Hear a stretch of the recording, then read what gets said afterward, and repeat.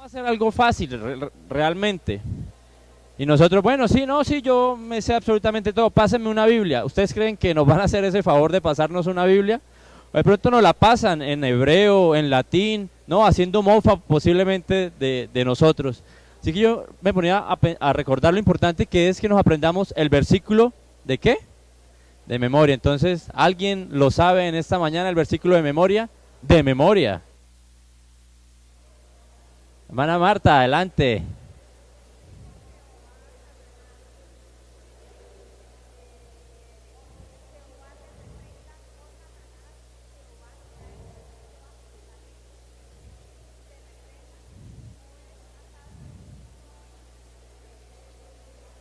Arrebatado del incendio. Muchísimas gracias, hermana Marta. Bueno, dentro de 8 días... Lo, ¿Ya lo tienes? ¿Ya tienes?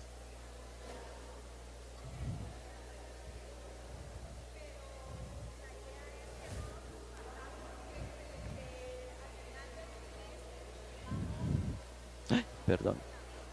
Un versículo guardado en nuestra mente y en nuestro corazón. Entonces, ¿Lo pasamos, por favor? hay unos papelitos que los hermanos han recibido de varios colores. Esos son los que van a ser premiados a final del trimestre. Los de papelito blanco son los que están en la clase. Entonces, los invito a que tengamos presente el versículo de memoria. Bueno, ¿cuántos papelitos amarillos hay? Que Lucho llegó temprano y no le dieron, ¿no? Tenemos el de Jessica. ¿Cómo? Ah, ¿son verdes? Jessica, entonces, Jessica hizo copia, hermana. Jessica, ¿llegó qué es? ¿A los que son desobedientes? ¿Y te le dieron verde? ¿Tampoco? Es que están los que llegan temprano y los que llegan aún más temprano que no se les da. Llegan antes del que reparte, ¿listo? Bueno, vamos a entrar en materia. Veníamos revisando el libro de Job y como se dice, comenzamos desde el final, ¿no? Viendo cómo termina Job, pero recordando que a pesar de todo lo que vive Job, Job está en medio de este mundo y en este mundo absolutamente nada es ¿qué? Nada es fácil. A pesar de que tengamos o dejemos de tener, siempre van a haber situaciones críticas en nuestras vidas. Y empezamos a estudiar la historia de Job y el libro de Job. Vamos a abrir todos la Biblia en el capítulo número 1 del libro de Job y vamos a leer los primeros 4 versículos. Alguien que me colabore leyendo uno por uno. ¿Luchi?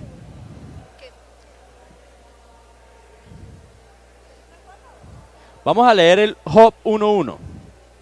Dice así Job 1:1. Había en el país de Uz un hombre llamado Job.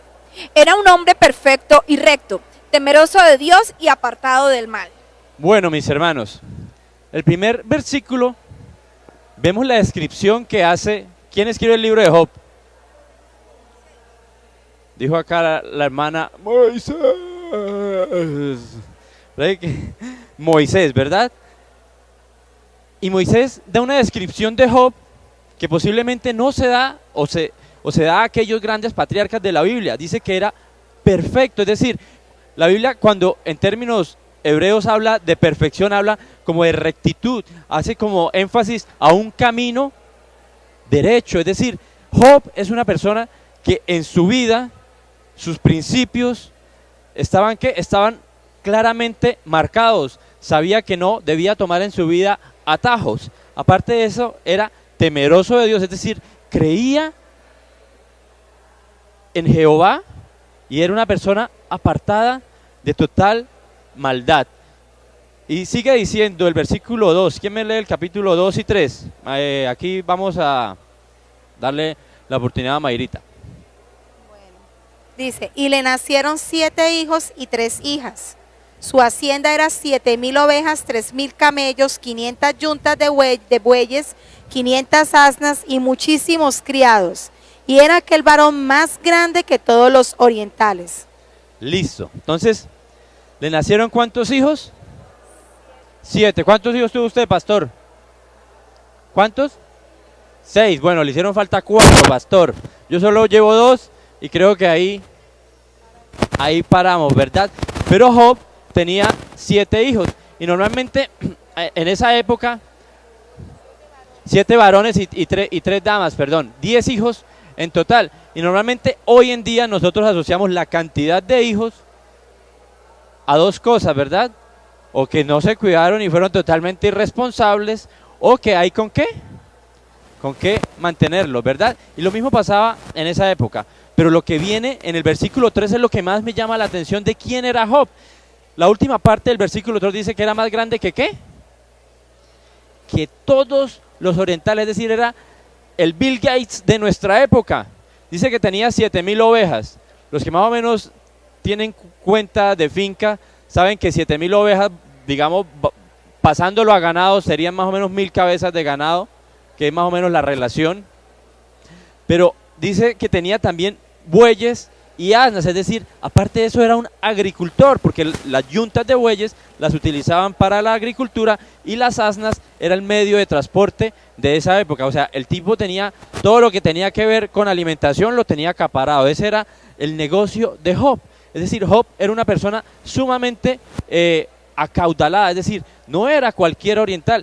Y miren que si nosotros pensamos hoy en día, ¿qué pasaría o qué pasa hoy en día cuando una persona de las magnitudes, digamos, de Bill Gates o acá de Julio Mario Santo Domingo, bueno, él ya no está, pero de Carlos Ardila Lule, de esas personas hace algo o le pasa algo, de una vez repercute en qué? En las noticias, en la red, por lo menos esta semana que la organización Carlos Ardila Lule había patrocinado el sí o el no, algo así, bueno, había hecho parte creo que del no, y entonces de una vez empezaron a salir memes. Es decir, todo lo que una persona importante hace o le sucede repercute en qué? En la sociedad en la cual se mueve. Entonces entendamos que aparte de lo que era Job, todo lo que pudiera pasarle a él o a su familia iba a ser ¿qué? Iba a ser de conocimiento en el medio, porque era tal vez era el oriental más importante. Y vamos a leer el versículo 4. ¿Quién lo lee, por favor?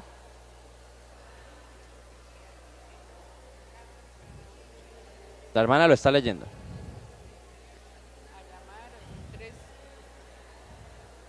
Bueno, entonces lo repito. E iban sus hijos y hacían banquetes en sus casas, cada uno en su día, y enviaban a llamar a sus 3 hermanas para que comiesen y bebiesen con ellos.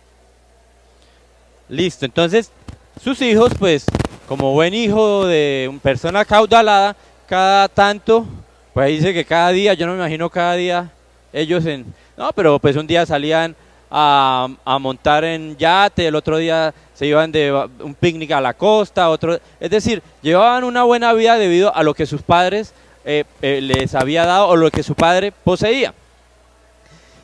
Y entonces si nosotros miramos y tenemos eso en cuenta, cualquiera puede decir, es que la vida de Job es ¿qué? ¿Era una vida qué? Pues ¿quién no quiere tener dinero, hijos, casas, ser reconocido? Nadie, ¿verdad? Eso nadie, ninguno de acá lo desea. Nosotros todos queremos estar en nuestra casa, ¿cierto? No, ¿verdad? Es una vida que, eso es un cuento de hadas, la vida de Job, ¿verdad? Vivía absolutamente bien, a pesar de que vivía en el mundo. Vivía absolutamente como muchos desean o deseamos vivir, porque no era solamente su comodidad o su riqueza, sino su relación ¿con quién? Con Dios. Y vamos a leer el versículo 5 y 6, y dice, y acontecía que habiendo pasado en turnos los días del convite, Job enviaba y los santificaba, y se levantaba de mañana y ofrecía holocaustos conforme al número de todos ellos, porque decía Job, quizás habrán pecado mis hijos y habrán blasfemado contra Dios en sus corazones. De esta manera hacía todos los días. Entonces, aquí es donde ya empieza a calar un poco lo que es este mundo, ¿verdad? Job era un ¿qué? Era un pastor, pero era un pastor de su familia. Y sabía y entendía que pues en la juventud muchas veces podemos desagradar a Dios con nuestras palabras, con nuestros actos, con nuestros pensamientos. Así que cada día él velaba por sus hijos. Y hasta donde vemos ahí, Job era un hombre perfecto. Y yo me ponía a pensar que muchas veces la gente que no es temerosa de Dios o que no entiende a Dios o que nunca ha leído a Job, dicen, pero ¿por qué a mí, si soy tan bueno, me pasan cosas qué? Cosas malas. ¿No han escuchado eso? Por lo menos yo tengo es una prima, es hija de un primo de mi mamá, es decir, es como una prima segunda, tercera. Es tan solo una niña de 3 años. ¿Qué maldad puede haber en una niña de 3 años, mis apreciados hermanos, para que el día de hoy tenga que estar pasando por unas quimioterapias? ¿Ah? Absolutamente ninguna. Pero eso es lo que el libro de Job nos quiere explicar. ¿Por qué a la gente buena les pasan cosas qué?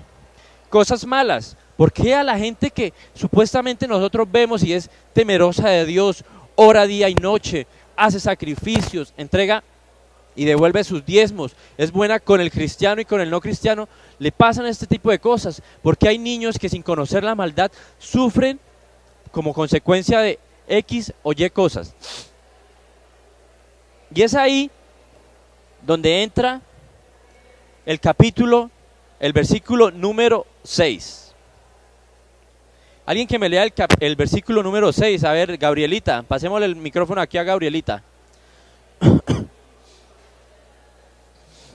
Un día vinieron a presentarse delante de Jehová los hijos de Dios, entre los cuales vino también Vamos Satanás. siguiendo la lectura en la Biblia, sabemos que Gabrielita lo está leyendo, listo, y todos.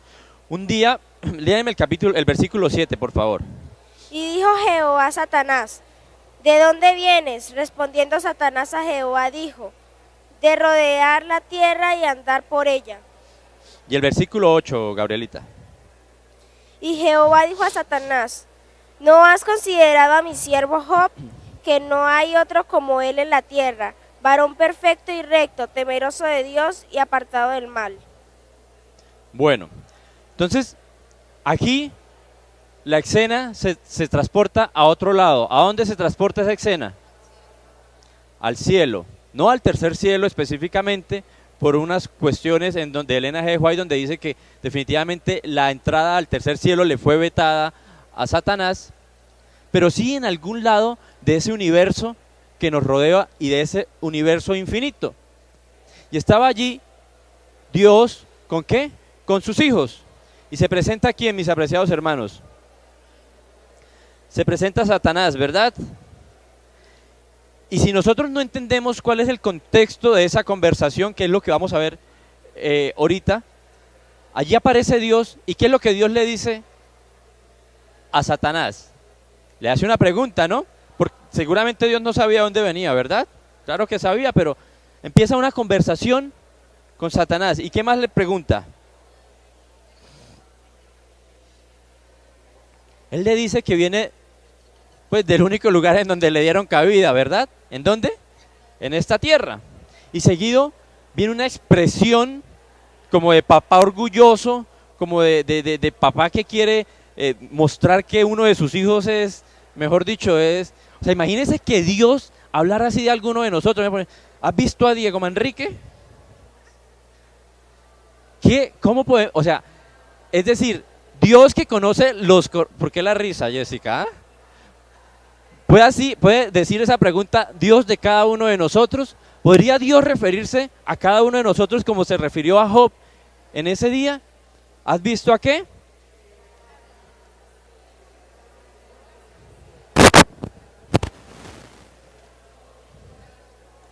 ¿Has visto a mi siervo Job? Que no hay otro como él en la tierra, varón perfecto y recto. Repite que nuevamente lo del versículo número 1. Temeroso de Dios y apartado de todo mal.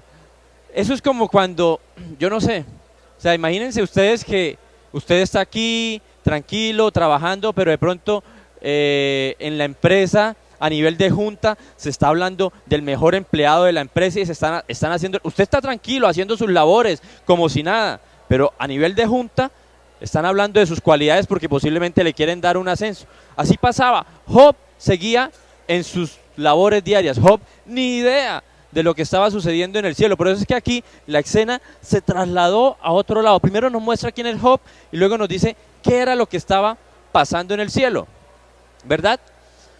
Y miren que acá cualquiera dirá, no, pues una conversación entre Dios y Satanás.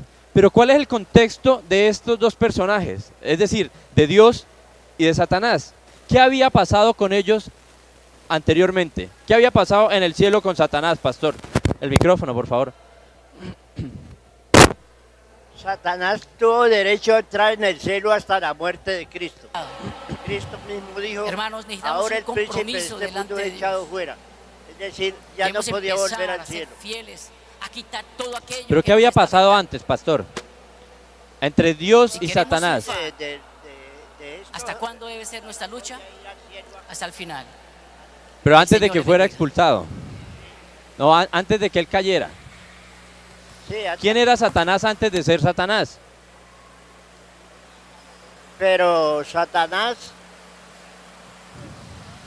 tuvo derecho a entrar en el cielo hasta cuando Cristo, Después de la predicación, dio su Señor, vida que el por Señor nosotros. nos insta. ya y ahí en adelante nunca pudo volver ni a ser acusador, ni Pero a llevar quejas contra nosotros.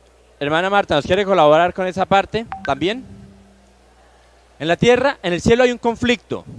Y hay un conflicto cósmico. ¿Cómo surge ese conflicto? Porque es que no es simplemente dos seres hablando, sino que detrás de ellos hay algo, ¿me entiendes? Es como lo que pasó esta semana, el lunes, el martes, No es Juan Manuel simplemente Santos dos seres y hablando, Uribe hablaron, sino que ¿verdad? detrás de Pero detrás ellos hay un contexto de hay qué? algo, ¿me entiendes? De Como- unos que eran como lo que amigos, pasó esta- pero luego se distanciaron y decidieron este día hablar. Algo así pasó, ¿cierto, hermana Marta?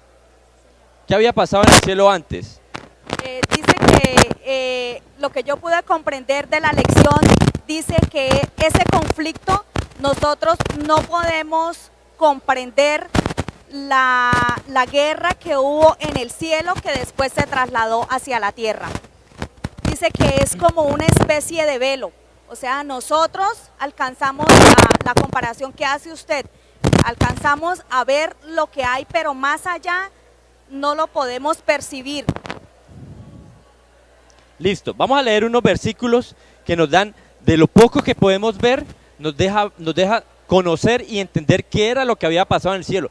Esto, mis apreciados hermanos, es el principio de toda la historia, ¿me entiende? Si usted desea comenzar a hablar sobre la Biblia, debe entender que el principio no fue ¿quién? Adán y Eva. El principio fue lo que sucedió en el cielo. ¿Y qué fue lo que sucedió en el cielo, mis apreciados hermanos? Tenemos, vamos a buscar Isaías 13, 14:13, por favor. Isaías 14:13. Vamos a darle la oportunidad aquí a Lady. Pasemos el micrófono a Lady. Sí, gracias, Lady.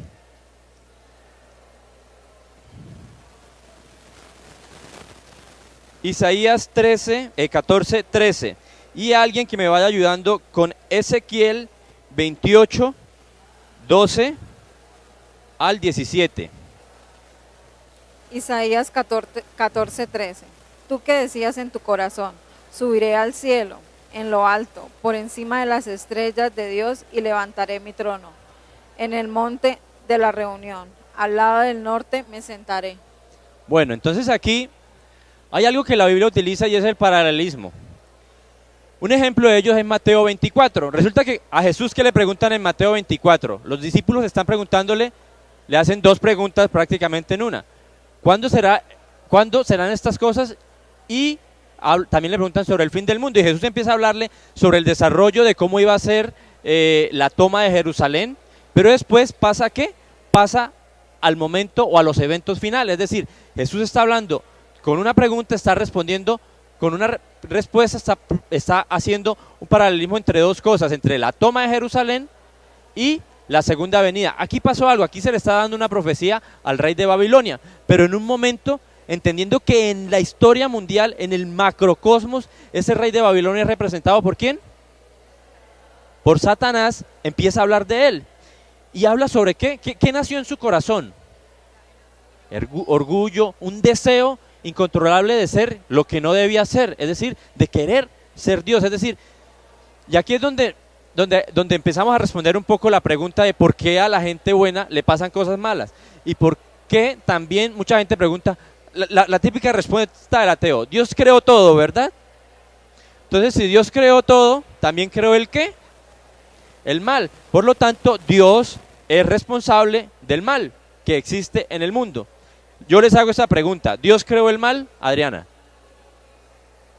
Entonces, el mal se originó, no sé, creo yo, y dale, estaba no, esto convencida es que el una mal se clase. originó con la entrada del pecado, o sea, desde que Satanás en su corazón se llenó de orgullo y se llenó de envidia, y se originó el conflicto en el cielo. Desde ahí se empezó el mal, pero Dios no creó el mal. El mal realmente, mis apreciados hermanos, a pesar de va a colaborarnos hermana Marta.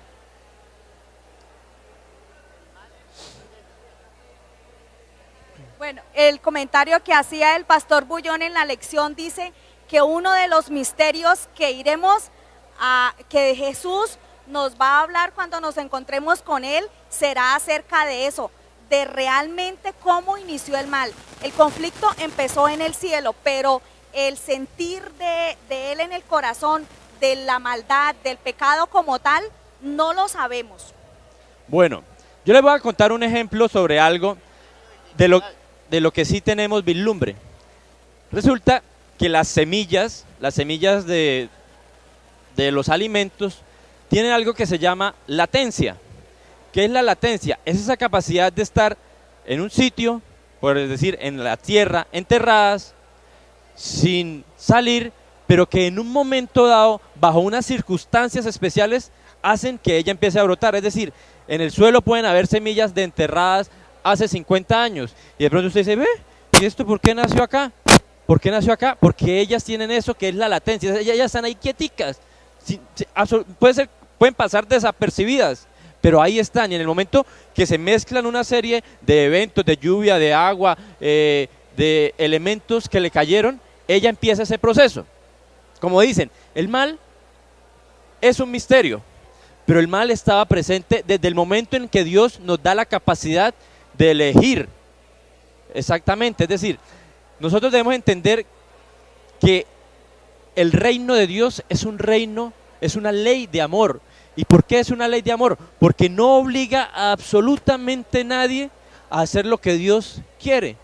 Pero eso sí, deja claro que cuando no se hace eso, tiene unas consecuencias. Dice, pues es que tan fácil, o sea, si no lo hago, pues voy a tener unas consecuencias. Pero es que no son consecuencias, sino producto del pecado. Y una de ellas, por ejemplo, la fornicación. Usted puede fornicar o no, es su decisión, ¿verdad? Dios le dice que no lo haga. Pero más que una prohibición, ¿por qué es?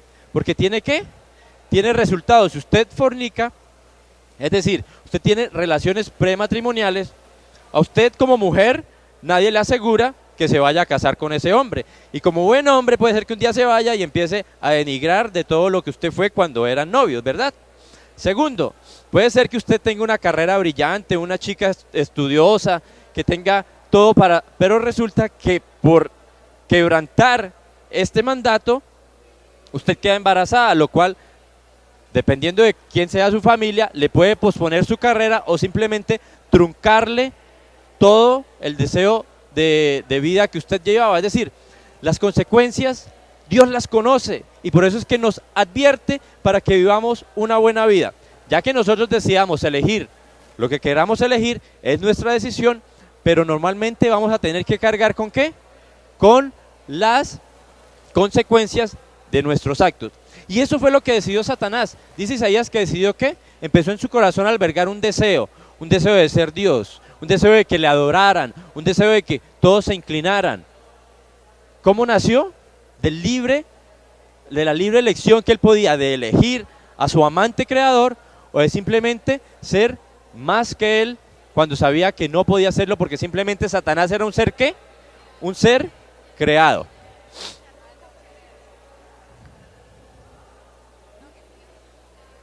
Claro, o sea, pero es eso, es algo que siempre va a estar latente, inclusive en los seres que no han caído. Puede ser que esté dormido, pero cuando le damos cabida a algo, es como el proceso del pecado. El proceso del pecado, ¿dónde empieza? En la mente. Usted no peca de un momento para otro. Usted no decide robar de un momento para otro, a menos de que sea cleptómano, ¿verdad? Pero usted, todo proceso para robar empieza acá. ¿Por qué? Porque usted ve, uy, fulano de tal tiene mucho, o fulano de tal, y empieza en la mente, entonces luego empieza a mirar en qué momento da papaya. Es decir, así comienza a todo. Y sí, es un misterio, pero vamos a ver más adelante cómo eso hizo énfasis en la vida de Lucifer. Y vamos a leer Ezequiel, ¿qué les dije? 28, 12 al 17. También una profecía para el rey de Tiro, pero vemos por el contexto sobre el cual se ubica que está hablando de la misma persona. ¿De quién? De Lucifer. Ezequiel 28, 12 al 14, ¿verdad? 12 al 17. 12 al 17. Dice, hijo de hombre, levanta endechas sobre el rey de Tiro y dile, así ha dicho Jehová el Señor, tú eras el sello de la perfección, lleno de sabiduría y acabado de hermosura. En Edén, en el huerto de Dios estuviste, de toda piedra preciosa era tu vestidura, de cornerina, topacio, jaspe, crisólito, berilo y onice, de zafiro, carbunclo, estuvieron preparados para ti en el día de tu creación. Tú, querubín grande, protector, yo te puse en el santo monte de Dios, allí estuviste, en medio de las piedras de fuego paseabas. Perfecto eras en todos tus caminos desde el día en que fuiste creado hasta que se halló en ti maldad. A causa de la multitud de tus contrataciones fuiste lleno de iniquidad y pecaste, por lo que yo te eché del monte de Dios y te arrojé de entre las piedras del fuego, oh querubín protector. Se enalteció tu corazón a causa de tu hermosura, corrompiste tu sabiduría a causa de tu esplendor. Yo te arrojaré por tierra, delante de los reyes te pondré para que miren en ti. Bueno, yo a veces digo, pero lo vamos a repetir, en el sentido que esta es una historia que todo cristiano debe saber y debe entender. Satanás se enalteció, quiso ser como Dios, formó una rebelión en el cielo, le decía a algunos, oiga, ¿a usted no le parece que Dios es un poco injusto? Usted merece ser más, es decir, formó sindicato, por eso es que estoy muy en contra de los sindicatos, de aquellos que hablan por debajo y quieren tener más de lo que pueden ofrecer realmente. Y así comenzó una revolución en el cielo. Entonces cuando Cristo y Satanás se encuentran en esta ocasión, debemos entender ese contexto. Ellos dos eran en ese momento como Uribe y Santos, enemigos, porque uno quería lo que el otro tiene y el otro quiere lo que él, es decir, así estaban ellos. Y cuando llegan ahí, realmente todos conocían quién era Satanás, quién era Dios y qué era lo que había pasado entre ellos dos. Entonces, después de que Satanás, y volviendo ya a la historia, porque es importante que conozcamos el contexto, y si queremos tener más luz sobre esto, podemos buscar en Patriarcas y Profetas los primeros 3 capítulos, o en Historia de la Redención, de la hermana Elena G. White, para que ahondemos sobre esta historia. Pero ese era el contexto sobre el que ellos dos se vuelven a encontrar. Y después de que Dios le dice que si se encuentra, que si ha visto a mi siervo Job, Satanás nuevamente hace lo que ha hecho desde el principio. ¿Qué le dijo Satanás a Eva cuando Eva le dijo que no debía comer del árbol del bien y del mal? Que no era cierto, es decir, acusó a Dios de mentiroso. Ahora Satanás en este contexto acusa a Dios de ser un Dios que soborna. ¿Por qué? Vamos a leer el versículo número 9 de Job 1. Exactamente. ¿No lo has llenado de qué? ¿No le has cercado alrededor de él y de su casa y a todo lo que tiene? El trabajo de sus manos ha bendecido, por tanto sus bienes ha aumentado sobre la tierra. Es decir, Dios había comprado ¿qué? Había comprado ese botico, ¿verdad? Dios había comprado el favor de Job. Y miren que aquí hay algo que sí es una realidad, y es que Dios, como dice el pastor, al que quiera, le da. Y Dios sí había acercado a Job, pero no por lo que Satanás estaba diciendo, para que le retribuyera en oración. Él había recibido eso como consecuencia ¿de qué? De ser un hombre recto, de ser un hombre temeroso a Dios, de ser un hombre que era luz en su región. Y eso, mis apreciados hermanos, eso es una promesa para cada uno de nosotros. No pensemos que por ser cristianos, que por ser adventistas, tenemos que ser cola siempre. El Hijo de Dios recto también está llamado a ser ¿qué? A ser un hijo próspero. Es decir, no como muchos otros que alegan la prosperidad y declaran prosperidad en el nombre de Dios, porque Dios da al que quiere, pero vemos que a Job, en ese sentido, el Señor, bajo su gracia y bajo su divina conocimiento, le había cercado. Es decir, cuando él dice que le había cercado era porque ni siquiera Satanás y sus ¿qué? Y sus ángeles podían acercarse a ¿qué? Podían acercarse a Job, hermanos. Y esto es, para los que somos padres, esto es hermanos algo maravilloso. maestros, Saber y conocer llevamos que Dios 35 ¿qué? Que minutos Dios de protege repaso, le a los que rogamos más 2 amamos, minuticos ¿verdad? para Entonces, ir terminando. nuevamente Satanás acusa falsamente a Dios y lo pone en ridículo, no en ridículo, pero sí lo quiere desvelar ¿en qué? En público. Y le dice, quítale ahora ¿qué? Quítale todo, a ver si ¿qué? A ver si no blasfema contra ti. Es decir, Satanás nuevamente pone a prueba a Dios delante de todo el concilio mundial, de todo el concilio universal, porque él quiere demostrar que su posición, lo que él ha sostenido hasta ese momento es ¿qué? Es verdad. Y entonces aquí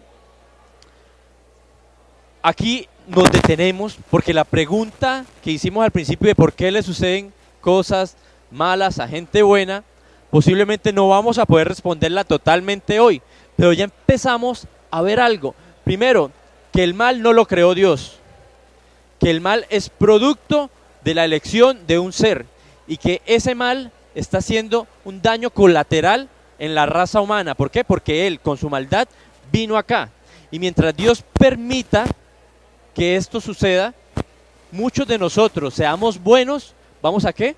Vamos a ser tocados. ¿Bajo qué circunstancias? No lo sabemos, porque eso lo vamos a ver, como dice, al final, cuando podamos estar frente a Dios y preguntarle, ¿por qué a mí me pasó esto en cierta situación? Pero entendamos que no es Dios el que viene y te hiere a ti con una enfermedad, no es el que viene y te hiere a ti llevándose a los familiares cercanos más jóvenes que tú, no es Dios el que te hiere quitándote el trabajo, sino es ¿quién? Sino es Satanás tratando de que tú le eches la culpa a Dios. Es decir, viene, te hace el daño y algo que es claro, Satanás solamente aparece 2 veces en la escena. Primero, esta primera vez, y vuelve a aparecer después de que le ha quitado todo y dice, mientras tenga la vida, cualquier persona por su vida va a dar absolutamente todo, ¿verdad? Y después de ahí no vuelve a aparecer. ¿Por qué? Porque eso es lo que Satanás hace en su vida, en nuestras vidas. Viene, las destruye por medio de la tentación y del pecado. ¿Y luego qué? Luego se va y los deja a nosotros con el problema, nos deja a nosotros con el tierrero y echándole la culpa ¿a quién?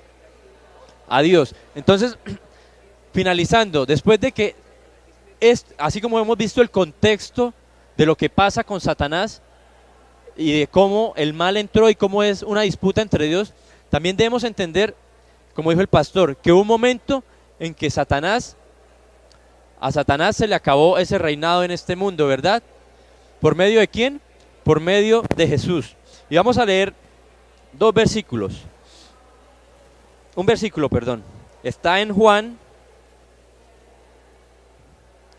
A ver si lo encuentro. Aquí está. En Juan 12:31, lo voy a leer. Ahora es el juicio de este mundo. Dice el título de esta parte, Jesús anuncia su muerte. El príncipe de este mundo será echado fuera. Y yo, si fuere levantado de la tierra, ¿cómo va a ser levantado? ¿A qué se refería? ¿A la qué? A la crucifixión, ¿verdad? A todos atraeré a mí mismo. Y Hebreos 2:14 dice, así que por cuanto los hijos participaron de la carne y de la sangre, él también participó de lo mismo, para destruir por medio de la muerte al que tenía el imperio de la muerte, esto es, al diablo. La lección nos quiere dejar esta semana 2 cosas. Primero, el contexto de que en nuestras vidas las cosas malas no suceden porque Dios nos las envíe, sino porque hay un enemigo que quiere ¿qué? que quiere destruirnos. Pero la más hermosa que nos quiere dejar esta semana la lección es que en Cristo y en su muerte hay ¿qué? Hay salvación, hay vida eterna, hay una oportunidad para que este mundo de pecado en el cual vivimos quede atrás y podamos vivir como vivió Adán y Eva antes de caer, una vida en total armonía, no con el cielo, sino con el universo total. Pero esto solo pudo ser válido por la muerte de ¿quién? Por la muerte de Cristo. Porque cuando Satanás le dijo a Cristo, es que la ley suya es una ley que no se puede obedecer y por eso me rebelo, ¿qué hizo Jesús? ¿Qué hizo Dios? ¿Tomó la forma qué?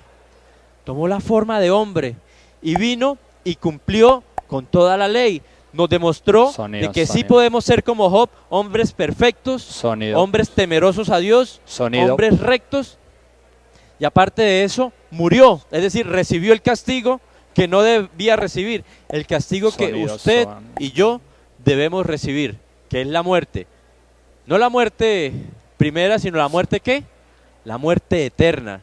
Pero nosotros tenemos una oportunidad por medio de sacrificio. Entonces, mis hermanos, este trimestre, y por eso me encanta la historia de Job, porque nos permite vislumbrar el contexto que mucha gente no entiende, de por qué Dios es malo supuestamente, de por qué Dios permite el mal, todas esas cosas las vamos a ver este trimestre. Que Dios les bendiga, que el Señor les acompañe, recordemos estudiar, recordemos aprendernos el versículo de memoria y sobre todo estar siempre cogidos de la mano y de las promesas de nuestro Dios. Que el Señor les bendiga.